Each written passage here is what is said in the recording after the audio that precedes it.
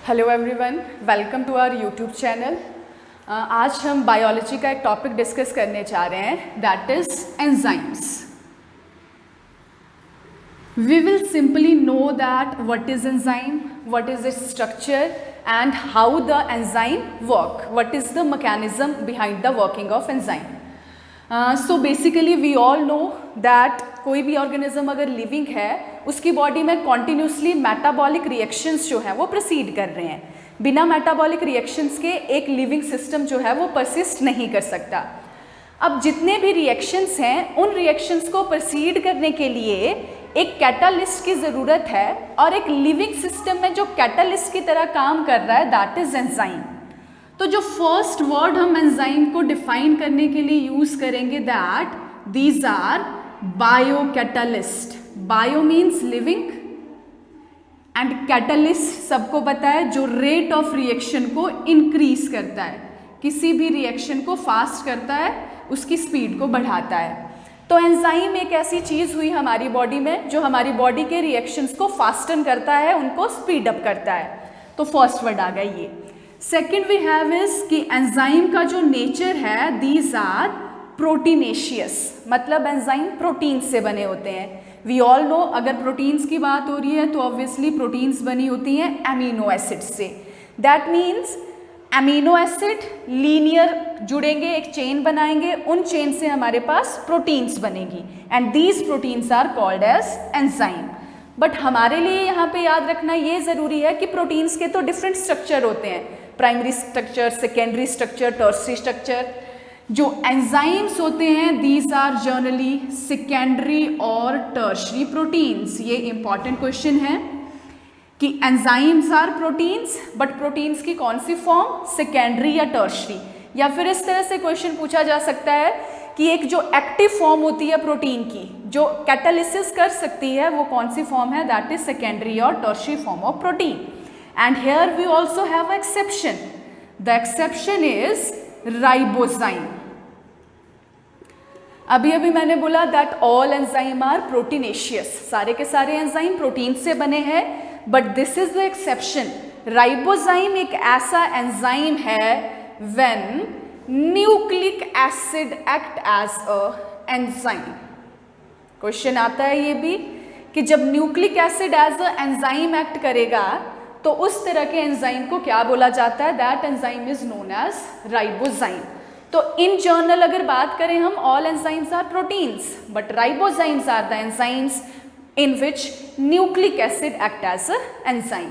तो ये journal introduction है। इसके अलावा केमिस्ट्री में जैसे हम कैटालिस्ट पढ़ते हैं वैसे ही बायोलॉजी में एंजाइम्स है। कैटालिस्ट के बारे में सबको पता है कि रेट ऑफ रिएक्शन बढ़ाता है, वैसे ही हमने बोला कि एंजाइम एक लिविंग सिस्टम में रेट ऑफ रिएक्शन को बढ़ाते हैं।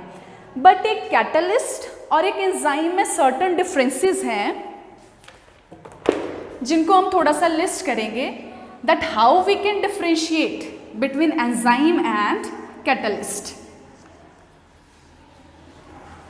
हमने सिंपली इनको कैटालिस्ट ही क्यों नहीं बोल दिया, हमने इनको एंजाइम्स का नाम क्यों दिया?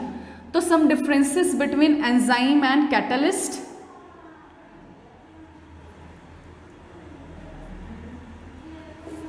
फर्स्ट जो डिफरेंस आता है हमारे पास दैट इज ऑफ टेम्परेचर। अब अगर हम बात करें लिविंग सिस्टम की, अपनी बॉडी की, तो हमारी बॉडी का एक कांस्टेंट टेम्परेचर है, एक ऑप्टिमम टेम्परेचर है। तो एंजाइम्स जो होते हैं वो जनरली एक फिक्स्ड टेम्परेचर पे, या फिर आप इसको कह सकते हैं कि बहुत ही लो टेम्परेचर पे। बहुत लो से मेरा मतलब है बॉडी टेम्परेचर पे। जैसे हमारी बॉडी का एक टेम्परेचर है दैट इज 37 डिग्री सेल्सियस, तो मोस्ट ऑफ आर एंजाइम वो अडेप्टेड हैं कि वो इसी टेम्परेचर पे काम करेंगे। ऑप्टिमम वर्ड का मतलब है range, means there is a specific range जिस टेम्परेचर पे ये एंजाइम्स काम कर सकते हैं। हावेवर आप सबने केमिस्ट्री के रिएक्शंस देखे होंगे, तो केमिस्ट्री के रिएक्शन में जनरली जो टेम्परेचर होता है that is very much higher. तो कैटालिस्ट बहुत ज़्यादा हाई टेम्परेचर पे वर्क करते हैं, 200 डिग्री सेल्सियस, 700 डिग्री सेल्सियस, या केल्विन में भी आपने टेम्परेचर्स देखे होंगे। तो फर्स्ट डिफरेंस आता है हमारे पास their temperature, mode of working. अब यहाँ पे हमारे पास एक इम्पॉर्टेंट पॉइंट है कि नो डाउट जर्नली एंजाइम्स जो हैं वो एक नॉर्मल से ऑप्टिमम रेंज ऑफ टेम्परेचर पे वर्क करते हैं, but the enzyme extracted from thermophilic bacteria. This is an important question. Thermophilic bacteria ऐसे बैक्टीरिया हुए जो कि थर्मो मीन्स हॉट, जो कि गर्म जगह पे रहते हैं, हॉट स्प्रिंग्स हो गए या फिर हॉट वाटर वेंट्स हो गए, ऐसे गर्म जगह पे जो बैक्टीरिया रहते हैं, these are the thermophilic bacteria. इन बैक्टीरिया के एंजाइम फंक्शनल होते हैं अंडर हाई टेम्परेचर। तो नॉर्मली हमने बोला एंजाइम सिर्फ ऑप्टिमम टेम्परेचर पे ही वर्क कर सकते हैं। इसका बेस्ट एग्जांपल आप मतलब ये ले सकते हैं कि मान लीजिए कोई भी लिविंग सेल है, अगर हम उसको हीट करते हैं, अगर उसको बहुत ज़्यादा टेम्परेचर देते हैं तो इवेंचुअली सेल डाई कर जाता है, क्योंकि सारे के सारे एंजाइम्स जो हैं वो ख़त्म हो जाते हैं। बट ये जो बैक्टीरिया है इसके एंजाइम्स हाई टेम्परेचर पे भी वर्क करते हैं, बिकॉज इसका हैबिटेट वैसा है। जनरली एंजाइम का ये टेम्परेचर है, but exception is this. Next हमारे पास आता है कि एंजाइम्स बहुत ही ज़्यादा पीएच स्पेसिफिक होते हैं, कैटलिस्ट उतने ज़्यादा पीएच स्पेसिफिक नहीं है। अब फॉर एग्जांपल अगर हम अपनी बॉडी की बात करें, हमारे पास एंजाइम है, स्टमक में एंजाइम रिलीज होता है पेप्सिन। पेप्सिन एंजाइम वर्क करता है सिर्फ और सिर्फ एसिडिक मीडियम में, और वो भी strong acidic, that is 1.82 pH।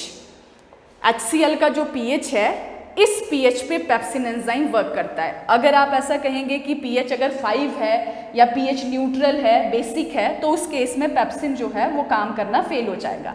तो एंजाइम pH स्पेसिफिक होते हैं। फॉर एग्जांपल जैसे हमारे इंटेस्टाइनल जूसेस हैं। अब इंटेस्टाइनल जूसेस कभी भी एसिडिक pH पे काम नहीं करेंगे, उनको एक बेसिक pH चाहिए।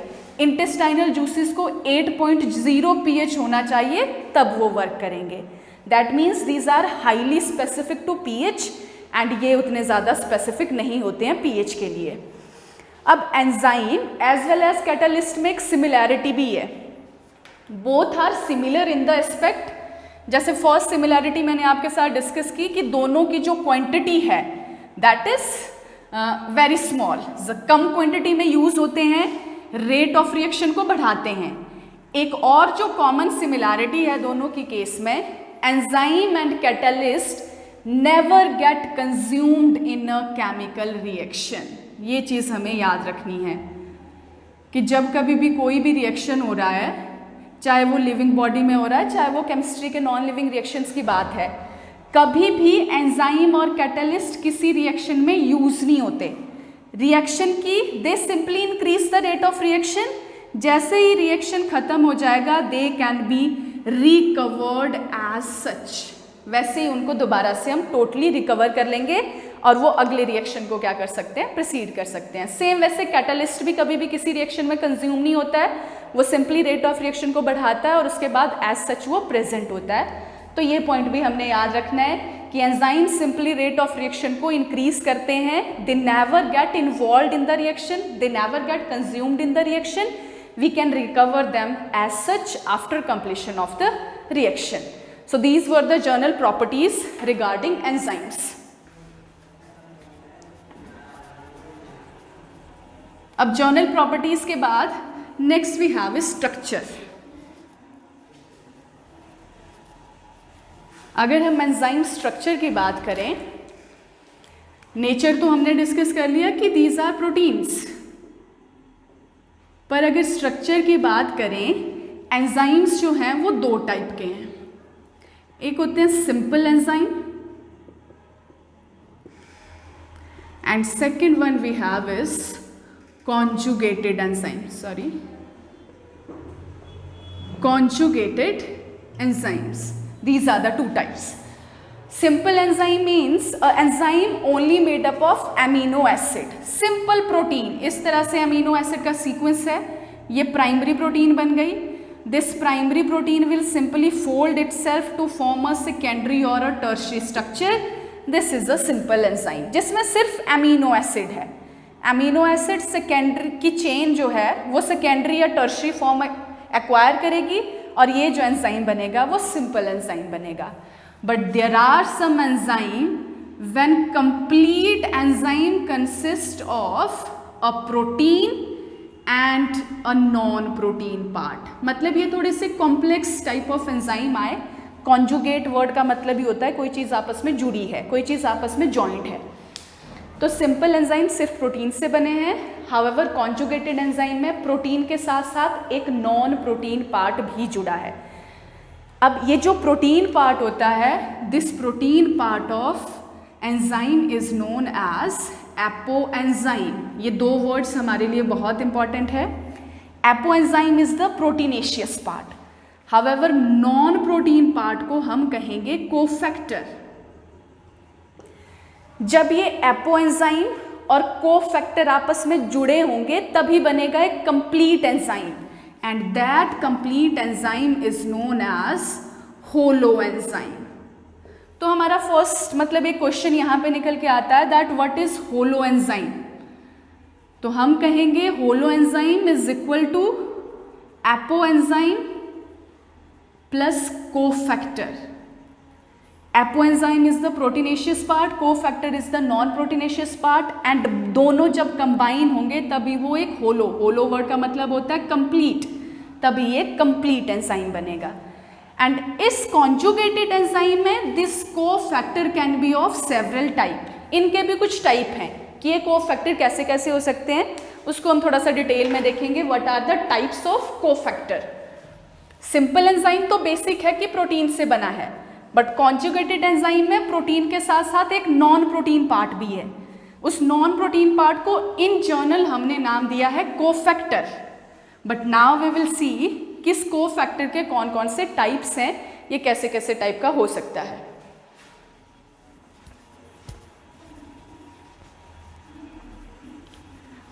ओके, सो कोफैक्टर के 3 बेसिक टाइप्स हैं।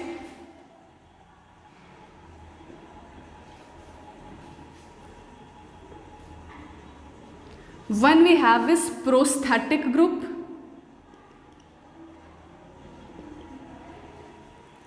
second we have is coenzyme, and third we have is metal ions। 3 तरह के हमारे पास कोफैक्टर्स हैं। कोफैक्टर मतलब non protein part, protein part is apoenzyme. उस नॉन प्रोटीन पार्ट के साथ कोई एडिशनल ग्रुप लगा है जो प्रोटीन नहीं है। अब अगर वो प्रोटीन नहीं है तो भी वो 3 तरह का हो सकता है। वो प्रोस्थेटिक ग्रुप हो सकता है, कोएंजाइम हो सकता है, मेटल आयंस हो सकता है। सबसे पहले इसको करते हैं बिकॉज ये सबसे इजी है अंडरस्टैंड करने को।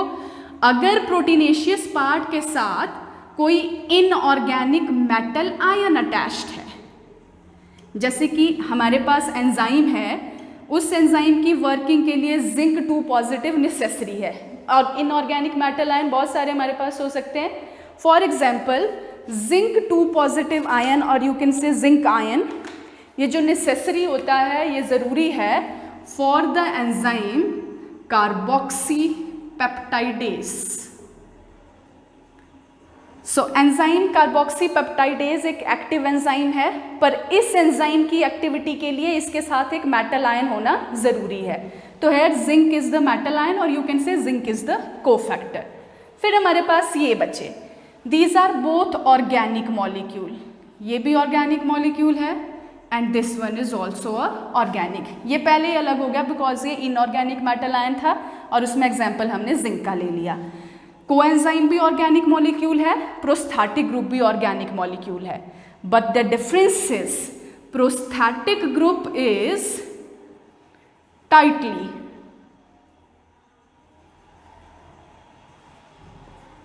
टाइटली बाउंड, ये हमेशा जुड़ा रहता है उसके साथ। जो हमारे पास एपोएंजाइम है उसके साथ इट बाउंड टाइटली, और ये सिर्फ तभी जुड़ता है जब इसने कैटालिसिस करनी होती है। मीन्स हम ऐसा बोल सकते हैं दिस इज द एपोएंजाइम, ये हमारे पास प्रोटीनेशियस पार्ट है। अगर इस प्रोटीनेशियस पार्ट के साथ कोई चीज़ हमेशा जुड़ी है जो कि नॉन प्रोटीन है, दैट इज ऑलवेज अटैच्ड, अगर वो इसके साथ हमेशा जुड़ी है तो उस चीज़ को हम नाम देंगे प्रोस्थेटिक ग्रुप। अगर कोई ऐसा मॉलिक्यूल है जो नॉर्मली इसके साथ अटैच नहीं है, वो तभी अटैच होगा जब इसने कैटालिसिस करनी हो, जब इसने रिएक्शन करना हो, तब इस मॉलिक्यूल का नाम हो जाएगा कोएंजाइम। और अगर ये मॉलिक्यूल एक इनऑर्गेनिक आयन है तो इसका नाम हो जाएगा मेटल आयन। तो इट इज टाइटली बाउंड, ये हमेशा जुड़ा रहता है to apoenzyme. For example we have is heme. Heme एक प्रोस्थेटिक ग्रुप है which is attached to enzyme peroxidase. और कोएंजाइम जनरली विटामिन्स होती हैं जो किसी भी एंजाइम एक्टिविटी के लिए नेसेसरी होती हैं. इसमें हम विटामिन B3 का एग्जाम्पल ले सकते हैं. We can write down about niacin.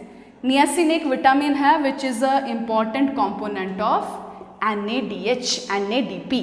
तो इस तरह से हम एंजाइम की क्लासिफिकेशन कर सकते हैं कि जर्नली एंजाइम सिंपल भी हो सकते हैं, प्रोटीनेशियस भी हो सकते हैं, बट कुछ एंजाइम में एक नॉन प्रोटीन पार्ट है दैट इज कोफैक्टर. इसमें ये टर्मिनोलॉजी हमारे लिए इंपॉर्टेंट है कि प्रोस्थेटिक ग्रुप क्या होता है, कोएंजाइम क्या होता है. मेटल आयन अंडरस्टूड है कि जिंक वगैरह जो भी इनऑर्गेनिक, केमिस्ट्री में आपने जो भी इनऑर्गेनिक मेटल्स पढ़े हैं वो हैं. इन दोनों में डिस्टिंक्शन का तरीका है कि प्रोस्थेटिक ग्रुप हमेशा जो एपो एंजाइम होगा, जो प्रोटीन पार्ट होगा, उसके साथ टाइटली बाउंड होगा और कोएंजाइम उसके साथ तभी जुड़ेगा जब ये कैटालिसिस करेगा. एक एक हमने एग्जाम्पल जो है वो लिस्ट कर दिया है. So this is about structure of the enzyme. That's it. वैसे इसके बाद हमारे पास एंजाइम के मोड ऑफ वर्किंग मैकेनिज्म भी आता है, बट आज की क्लास के लिए इतना ही. Thank you.